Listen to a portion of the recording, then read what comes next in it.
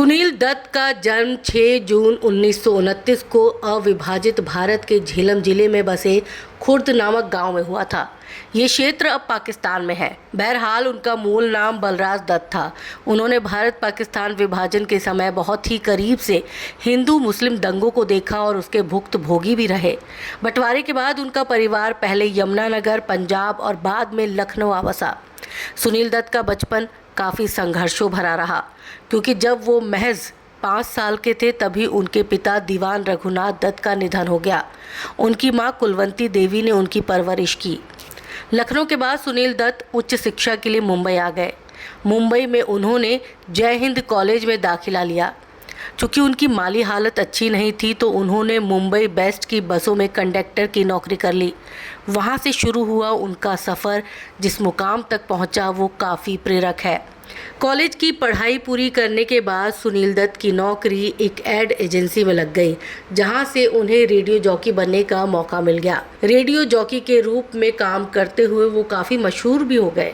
एक सफल radio jockey के रूप में उन्होंने अपनी पहचान बना ली और इसके बाद सुनील दत्त कुछ नया करना चाहते थे। और कहते हैं ना कि किस्मत बहादुरों का साथ देती है, तो उन्हें भी जल्द ही 1955 में बनी फिल्म रेलवे स्टेशन में ब्रेक मिल गया। दरअसल अपने शो में सुनील कई मशहूर कलाकारों का इंटरव्यू लिया करते थे। एक दिन इत्तेफाक से उस शो में दिलीप कुमार पहुंचे। इसी दौरान सुनील दत्त की मुलाकात डायरेक्टर रमेश सहगल से हुई। सहगल उन्हें देखकर उनके व्यक्तित्व से काफ़ी प्रभावित हो गए। ऐसे में उन्होंने दत्त साहब को स्क्रीन टेस्ट के लिए बुला लिया। सहगल ने उन्हें अपनी अगली फिल्म का ऑफ़र दिया और 300 रुपये फीस देने का वादा भी कर लिया। सुनील दत्त इस ऑफ़र से बेहद खुश थे। हालांकि अगले ही पल उनके चेहरे से मुस्कान छिन गई। दरअसल सुनील दत्त को इस दौरान अपनी मां से किया एक वचन याद आ गया। दत्त साहब की मां चाहती थी कि पहले वो अपनी पढ़ाई पूरी करे और उसके बाद वो एक्टिंग में हाथ आजमाए। ऐसे में वो तुरंत सहगल साहब के पास गए और उन्हें अपनी परेशानी बताते हुए कहा कि मां को दिए वचन के कारण वो इस फिल्म में काम नहीं कर पाएंगे।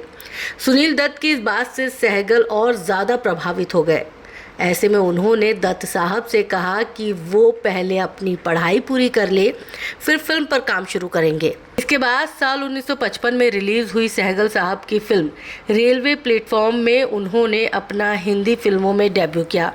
इस फिल्म के 2 साल बाद साल 1957 में आई फिल्म मदर इंडिया ने उन्हें बॉलीवुड का फिल्म स्टार बना दिया। सुनील दत्त के बारे में एक बात मशहूर है कि वो अपनी फिल्मों में डाकू का किरदार निभाते थे। अगर हम बात करें तो सुनील दत्त तकरीबन 20 फिल्मों में डाकू बने थे। उनके बारे में कहा जाता है कि वो डाकू बनकर दर्शकों के दिलों को लूट ले जाते थे।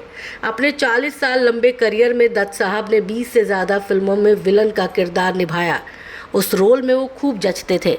डकैतों के जीवन पर बनी उनकी सबसे बेहतरीन फिल्म मुझे जीने दो ने साल 1964 का फिल्म फेयर सर्वश्रेष्ठ अभिनेता का पुरस्कार भी दिलवाया।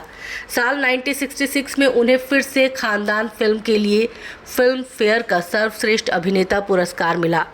सुनील दत्त की शादी से जुड़ा एक किस्सा भी काफ़ी रोचक है। साल 1957 में महमूद खान की फिल्म मदर इंडिया की शूटिंग चल रही थी। तभी वहां अचानक आग लग गई। नरगिस इस आग में घिर गई। तभी सुनील दत्त ने अपनी जान की परवाह न करते हुए नरगिस को बचा लिया। इस घटना के बाद इलाज के दौरान सुनील ने पूरे मन से नरगिस का ख्याल रखा और दोनों एक दूसरे के प्रति खींचे चले गए। और एक दिन सुनील दत्त ने कार चलाते हुए नरगिस को शादी के लिए प्रपोज कर दिया। नरगिस ने भी मुस्कुराते हुए सुनील दत्त का प्रपोजल स्वीकार कर लिया और सुनील दत्त ने 11 मार्च 1958 को मदर इंडिया की शूटिंग खत्म होने के बाद नरगिस से गुप्त तरीके से शादी कर ली। हालांकि उन्होंने रिसेप्शन काफ़ी शानदार दिया। सुनील दत्त जी की मौत 25 मई 2005 को हार्ट अटैक आने के कारण हुई थी।